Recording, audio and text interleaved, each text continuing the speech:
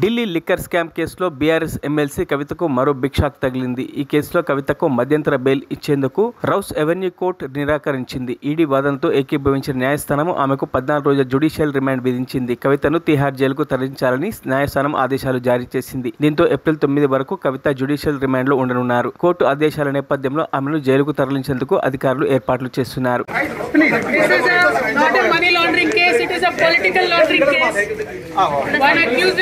Joined BJP. Second accused is getting a BJP ticket. Third accused has given 50 crores in electoral bonds. This is not a money laundering case. It is a political laundering case. It is a fabricated and false case. We will come out very clean.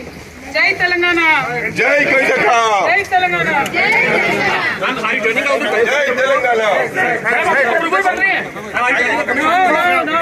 They are fighting it out. It is an illegal case. మరిన్ని updates కోసం మా channel ని subscribe చేయండి.